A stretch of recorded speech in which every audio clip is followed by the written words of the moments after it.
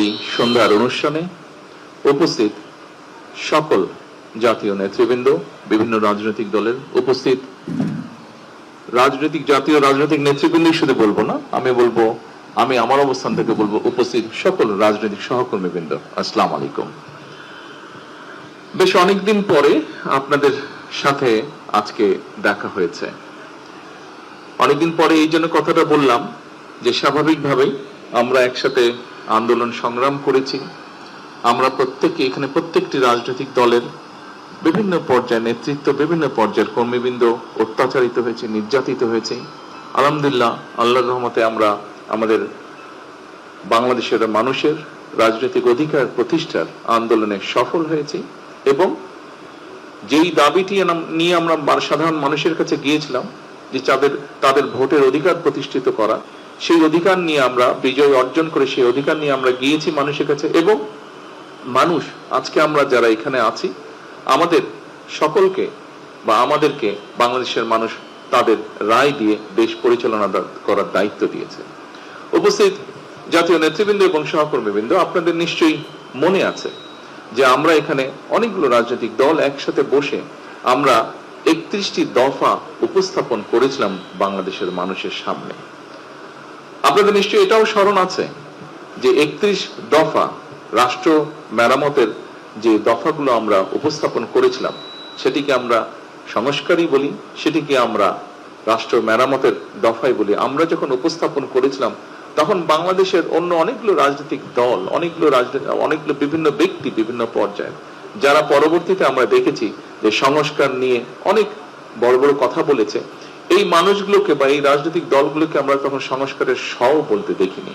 কিন্তু আজকে আমরা এই প্যান্ডেলের নিচে যারা বসে আছে একত্রে, আমরা কিন্তু তখন স্বৈরাচারের চোখ রাঙানিকে উপেক্ষা করে আমরা রাষ্ট্র সংস্কারের দফাগুলো আমরা দিয়েছিলাম। প্রিয় সহকর্মীবৃন্দ, এই 31 দফা নিয়ে আমাদের সকলের একসাথে বসে রচিত যে 31 দফা, সেই 31 দফা নিয়েই কিন্তু আমরা যে নির্বাচন 12 তারিখের ফেব্রুয়ারি নির্বাচন, সেই নির্বাচনে জনগণের সামনে গিয়েছিলাম এবং জনগণ গণতান্ত্রিক ব্যবস্থাপনায় জনগণ যে প্রস্তাবের পক্ষে রায় দেয় সেটিকে জনগণের প্রস্তাব হিসেবে বিবেচনা করা হয়।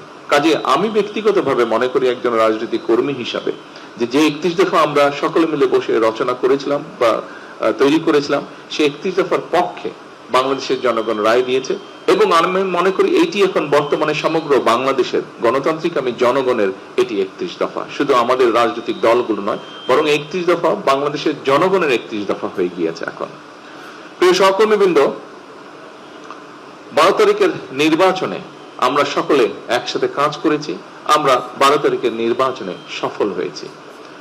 আপনারা নিশ্চয়ই দেখেছেন 5ই আগস্ট স্বৈরাচার বিতাড়িত হয়েছিল, কিন্তু স্বৈরাচার বিতাড়িত হওয়ার পরে একটি গুপ্ত বাহিনী 5 তারিখের পরে ধীরে ধীরে আত্মপ্রকাশ করেছিল এবং আপনাদের পরিষ্কার, আমি ডিটেইলে যাব না, বাট আপনাদের পরিষ্কার মনে আছে যে তারা 12 তারিখের নির্বাচন এবং 12 তারিখের নির্বাচনের আগে ঠিক স্বৈরাচারী কায়দায় ভিন্ন ডিজিটাল ওয়েতে তারা কিভাবে তাদের কাজগুলো চালিয়েছিল, কিভাবে তারা চেষ্টা করেছিল বাংলাদেশের জনগণকে বিভ্রান্ত করার জন্য। বাট ঐতিহাসিকভাবে সত্য, বাংলাদেশের জনগণ যখনই স্বাধীনভাবে তাদের মতামত দেওয়ার সুযোগ পেয়েছে, তারা সকল সময় দেশের পক্ষে, জনগণের পক্ষে সঠিক সিদ্ধান্ত গ্রহণ করতে কখনো ভুল করেনি এবং ঠিক 12 তারিখের নির্বাচনেও তারা সেটিই করেছে। আমি সঙ্গত কারণেই নামটি উচ্চারণ করতে চাইছি না। কয়েকদিন আগে আমার সাথে অন্তর্বর্তীকালীন সরকারের একজন উপদেষ্টা সাক্ষাৎ হয়েছিল। কথা প্রসঙ্গে উনি বলছিলেন যে উনারা যে 18 মাসের মতন দেশ পরিচালনা করেছেন, এই 18 মাস উনারা দেখেছেন যে কত অসহায়ের মতন উনারা ছিলেন। উনি বলছেন, উনি একজন সেই সরকারের উপদেষ্টা হিসেবে বলছেন এবং উনি বলছেন সরকারের 60% উপরে সেই গুপ্ত বাহিনীর ইনফ্লুয়েন্স ছিল। সেই গুপ্ত বাহিনী বিভিন্ন, এবং আমরা দেখেছি নির্বাচনের পরে এই গুপ্ত বাহিনীকে দিশাহারার মতন বক্তব্য রাখতে, বিভিন্ন রকম বক্তব্য রাখতে, এবং এখনো তারা বিভিন্ন রকম বক্তব্য রাখছে। তারা আমরা দেখেছি পত্রপত্রিকাতে, আমরা দেখছি সোশ্যাল মিডিয়াতে, আমরা দেখছি সেই ব্যক্তির বক্তব্য হচ্ছে যে এরা দিশাহারা হয়ে গেছে। 18 মাস তারা এমন ভাবে এমন ভাবে তারা পুরো জিনিসটাকে ব্যবহার করেছে তাদের পক্ষে, কিন্তু 12 তারিখে যখন জনগণ তাদের রায় প্রদান করেছে তারপর থেকে তাদের মাথাটি খারাপ হয়ে গেছে। প্রিয় সহকর্মীবৃন্দ, 16-17 বছর স্বৈরাচারের রেখে যাওয়া পুরো একটি বিধ্বস্ত ইকোনমি, 16-17 বছর রেখে যাওয়া স্বৈরাচারের একটি বিধ্বস্ত জ্বালানি বা বিদ্যুৎ ব্যবস্থা, 16-17 বছর ধরে স্বৈরাচারের রেখে যাওয়া একটি শিক্ষা ব্যবস্থা, একটি যোগাযোগ ব্যবস্থা, একটি স্বাস্থ্য ব্যবস্থা, যেটি বলি না কেন প্রত্যেকটি ব্যবস্থা ছিল বিধ্বস্ত। সরকার গঠন করার সাথে সাথে সরকার গঠন, এই যে আমার টেবিলেও অন্তত একজন, দুইজন আছেন মন্ত্রী পরিষদের সদস্য আছেন, ফাইন্যান্স মিনিস্টার আছেন এবং পরিকল্পনা আছেন। পরিকল্পনা মন্ত্রী যে আছেন এখানে, উনি সরাসরি আমাদের জোটের ভিতরে বা আমাদের যুগপৎ আন্দোলনের সাথে ওনারা ছিলেন, উনি ভালো বলতে পারবেন। হয়তো ফাইন্যান্স মিনিস্টার তার দলের কথাই বলবেন, কিন্তু পরিকল্পনা মন্ত্রী তিনি তো সরাসরি আমাদের দলের না, উনি যুগপৎ আন্দোলনের শরিক, আমাদের একজন, আমাদের সকল সহকর্মীর মধ্যে একজন, কিন্তু উনিও দেখছেন যে কি একটা বিধ্বস্ত অবস্থায় সরকার গঠন করতে হয়েছিল। এবং সাথে সাথে একটা দিন পরে সরকার শুরু হওয়ার একটা দিন পরে রোজা এসেছে। আপনারা নিশ্চয়ই দেখেছেন, আপনাদের মনে আছে বেশি দিন হয়নি রোজা হয়েছে। আলহামদুলিল্লাহ, আসার সাথে সাথে রোজাটা পাওয়ার পরেও আমরা বিভিন্ন রকম, একে তো সেই প্রশাসন ছিল, এক প্রশাসনের মধ্যে গুপ্ত বাহিনীর লোকজন ছিল, দুই প্রশাসনের মধ্যে তখনও স্বৈরাচারের লোকজন ছিল, এখনো আছে হয়তো বিভিন্ন জায়গায়। তারপরে আমরা বিভিন্ন রাত দিন পরিশ্রম করার মাধ্যমে আমরা চেষ্টা করেছি রোজাটাকে এমন একটা পর্যায়ে রাখতে যেখানে মোটামুটি ভাবে সারা দেশের মানুষকে একটি স্বস্তি দেওয়া যায়। 100% না হলেও আমি নিশ্চয়ই কেউ অস্বীকার করবে না, আলহামদুলিল্লাহ মোটামুটি ভাবে একদম নতুন একটি সরকারের জন্য যেভাবে আমরা ম্যানেজ করি, আলহামদুলিল্লাহ মানুষজনকে কিছুটা হলেও আমরা কমফোর্ট দিতে সক্ষম হয়েছি। রোজাটি শেষ হবার আগেই একটি যুদ্ধ পরিস্থিতি, মধ্যপ্রাচ্যে একটি যুদ্ধ পরিস্থিতি তৈরি হয়েছিল, এবং যুদ্ধ পরিস্থিতি তৈরি হওয়ার সাথে সাথে একটু আগেই আমি বক্তব্যে বলেছি যে 16-17 বছর যে স্বৈরাচার ছিল, সেই স্বৈরাচার আমাদের দেশের জ্বালানি বিদ্যুৎ ব্যবস্থাকে এমন একটা বিধ্বস্ত বিপর্যস্ত অবস্থা রয়ে গেছে, 3 লক্ষ কোটি টাকা শুধু এখান থেকেই তারা আত্মসাৎ করেছিল। তাহলে বুঝেন একটি সেক্টর যেখান থেকে 3 লক্ষ কোটি টাকার মতন আত্মসাৎ হয়, সেই সেক্টরটির কি অবস্থায় এসে দাঁড়াতে পারে। স্বাভাবিকভাবে যুদ্ধ পরিস্থিতির কারণে আমাদেরকে তেল বলেন, বিভিন্ন গ্যাস বলেন, এলএনজি বলেন, এই সবগুলো আমাদেরকে বিদেশ থেকে ইম্পোর্ট করতে হয়, এটা তো আমরা এখানে প্রডিউস করি না। আমরা তখন স্বাভাবিকভাবে পুরো জিনিসটাকে স্বাভাবিক রাখার জন্য আমরা যেখান থেকে পেরেছি আমরা চেষ্টা করেছি জোগাড় করে নিয়ে আসতে, যাতে দেশের মানুষকে কমফোর্ট দেওয়া যায়। একই সাথে স্বাভাবিকভাবে বাধ্য হয়ে আমাদেরকে অনেক সময় অনেক জায়গায় সেই পরিস্থিতিতে বেশি দামে ক্রয় করতে হচ্ছে, যার ফলে প্রায় $2.5 বিলিয়ন, না খুঁজবে, $2.5 বিলিয়ন আমাদের মানে বিলিয়ন, শুধু তেলের জন্য $3.46 বিলিয়ন অতিরিক্ত ব্যয় হয়েছে, যেটা আমরা যদি এই পরিস্থিতি না হতো এই অর্থটা আমরা অনেক অন্য কাজে, দেশ গঠনের কাজে আমরা ব্যবহার করতে পারতাম, কিন্তু বাধ্য হয়ে এইটা আমাদেরকে করতে হয়েছে। স্বাভাবিকভাবেই অর্থনীতি যদি ঠিক না থাকে তাহলে সবকিছুর উপরে একটি নেগেটিভ এফেক্ট পড়ে। আমরা চেষ্টা করছি এই জিনিসটাকে ঠিক করতে। আপনাদের নিশ্চয়ই মনে আছে শেয়ার মার্কেট বা ক্যাপিটাল মার্কেট যেটাকে আমরা জানি, এই ক্যাপিটাল মার্কেটের কি অবস্থা হয়েছিল স্বৈরাচারের সময়। এখানে মানুষ আত্মহত্যা পর্যন্ত করেছিল, একজন দুইজন ব্যক্তির নিজেদের তারা কিভাবে আত্মসাৎ করে নিয়ে গেছিল লক্ষ লক্ষ মানুষের অর্থ, মানুষ আত্মহত্যা পর্যন্ত করেছিল। এই ক্যাপিটাল মার্কেট নতুন পলিসি নিয়ে নতুন সঠিক লোক নিয়োগের মাধ্যমে আপনারা এর মধ্যে পত্রপত্রিকায় দেখেছেন, পত্রপত্রিকা তাদের মতন করে নিউজ করছে, কিন্তু ধীরে ধীরে একটি অবস্থাটা আস্তে আস্তে আলহামদুলিল্লাহ ভালোর দিকে যাচ্ছে। এখন এটি ফরচুনেট বা আনফরচুনেট যেটি হোক, গত কয়েকদিন ধরে আবার মধ্যপ্রাচ্য পরিস্থিতি খারাপ হয়েছে। কাজেই প্রিয় সহকর্মীবৃন্দ, আমার যে বক্তব্যটি আমি বক্তব্য দিয়েছেন, এখানে সাইফুল ভাই কিছু কথা বলেছেন, মান্না ভাই কিছু কথা বলেছেন, এখানে আমাদের দাদা কিছু কথা বলেছেন, এখানে জামাল হায়দার সাহেব কিছু কথা বলেছেন, এখানে আমি বুঝি, কিন্তু এই পরিস্থিতিটা এই জন্য আমি কাউকে দোষ দিচ্ছি না। আপনারা যেটি বলেছেন, আমাদের সহকর্মীবৃন্দ, আমাদের যুগপৎ আন্দোলনের নেতৃবৃন্দ যেটি বলেছেন, you have all the reasons to say this, but আমি আমাদের সরকারের অবস্থানটা ব্যাখ্যা করলাম যে কি ডিফিকাল্ট সিচুয়েশনের মধ্যে আমাদেরকে পুরো জিনিসটাকে, দেশটাকে সঠিকভাবে রাখার জন্য, মানুষকে কমফোর্ট দেওয়ার জন্য আমরা কিভাবে জিনিসটাকে ম্যানেজ করার চেষ্টা করছি, সামাল দেওয়ার, অর্গানাইজ রাখার চেষ্টা করছি আমরা জিনিসটাকে।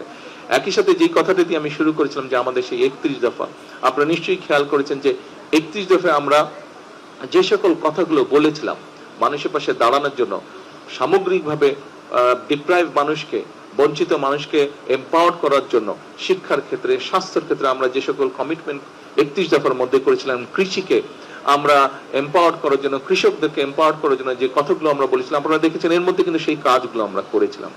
সরকার গঠনের এক সপ্তাহ অর্থাৎ প্রথম ক্যাবিনেট মিটিংয়ে আমরা যে মানুষকে বলেছিলাম, যে দেশের কৃষক ভাইদেরকে আমরা বলেছিলাম যে তাদেরকে 10,000 টাকা পর্যন্ত কৃষি সুদ সহ যে ঋণটি ছিল সেটি আমরা মওকুফ করব।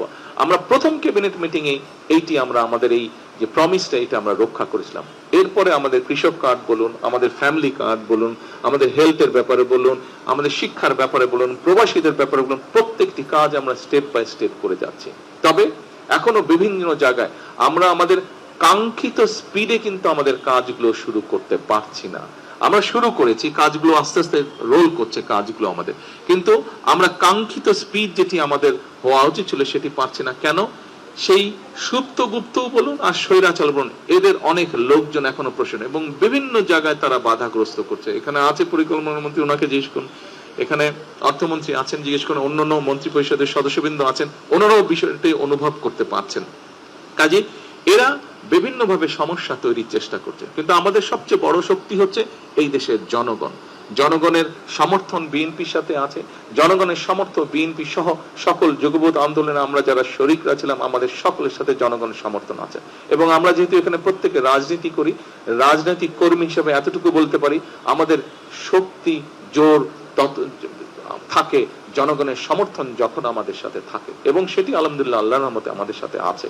এবং যেহেতু আমরা আপনাদের বক্তব্যে একটি ফুটেছি, আমি জানি আপনাদের কিছু মনের কষ্টের কথা আপনারা বলেছেন, তবে এটিও আপনাদেরকে আপনাদের আন্তরিকভাবে ধন্যবাদ।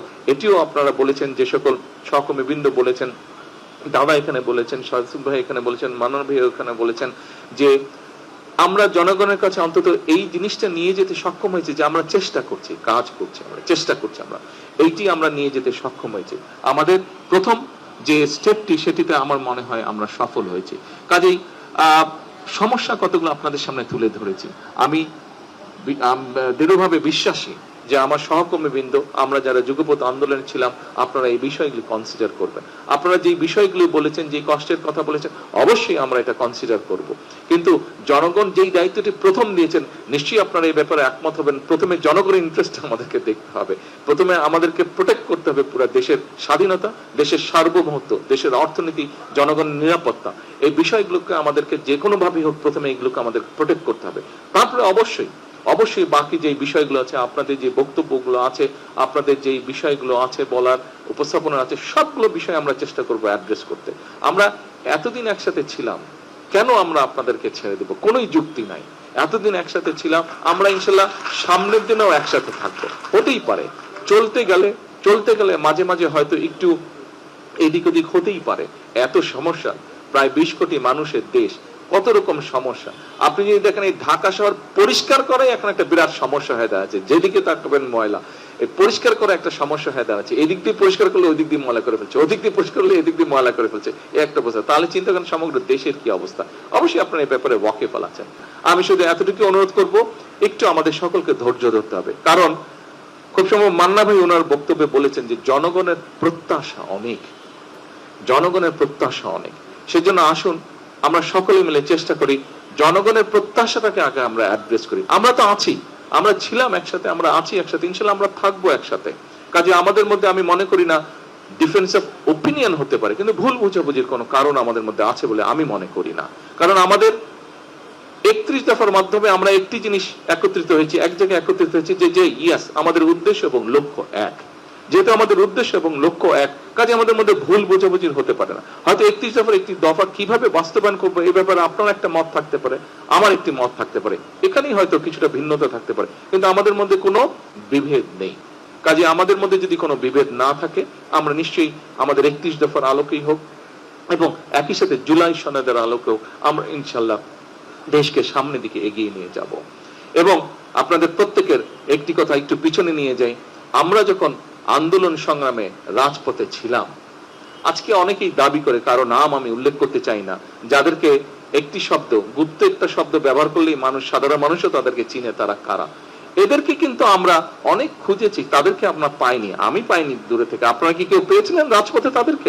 তাদেরকে কিন্তু রাজপথে আমরা দেখিনি। বিভিন্ন সময় তাদেরকে দেখেছি যারা পালিয়ে গেছে এই দেশ থেকে তাদের সাথে বিভিন্ন ভাবে আমরা দেখেছি, কিন্তু রাজপথে আমরা দেখিনি। দেখেছি শেষের দিকে এসে কিছুটা আমরা তাদেরকে দেখেছি, শেষের দিকে তারা কিছু কিছু জায়গায় তাদেরকে দেখেছি, কিন্তু 17 বছর বিভিন্ন জায়গায় আমরা তাদেরকে দেখিনি। কাজে প্রিয় নেতৃবৃন্দ, সেজন্যই দেশের মানুষ আমাদের উপরেই আস্থা রেখেছে, আমাদের উপরে আস্থা রেখেছে যে ঠিক আছে এরাই দেশকে নিয়ে যেতে পারবে। এটি আমি দৃঢ়ভাবে বিশ্বাস করি। আসুন দেশের মানুষের সেই আস্থা ধরে রাখার জন্য আমাদেরকে যে কোনো মূল্যে ঐক্যবদ্ধ থাকতে হবে। দেশের মানুষের আস্থা ধরে রাখার জন্য আমরা সকলে এক কাজ করব। কারণ ওই যে কথা একটি, জনগণের প্রত্যাশা আমাদের কাছে, জনগণ প্রত্যাশা নিয়ে আমাদেরকে দায়িত্ব দিয়েছে। আসুন আগে আমরা দায়িত্বটা পালন করি, তারপরে আমরা নিজেদেরকে নিয়ে ভাবি, আগে জনগণের কথা ভাবি। পরিশেষে আবারও আপনাদের সকলকে আজকে এখানে কষ্ট করে আসার জন্য আন্তরিকভাবে আমি আমার পক্ষ থেকে এবং আমার দলের পক্ষ থেকে এবং আমার সরকারের পক্ষ থেকে আপনাদেরকে আন্তরিকভাবে আমি শুভেচ্ছা এবং ধন্যবাদ জানাচ্ছি।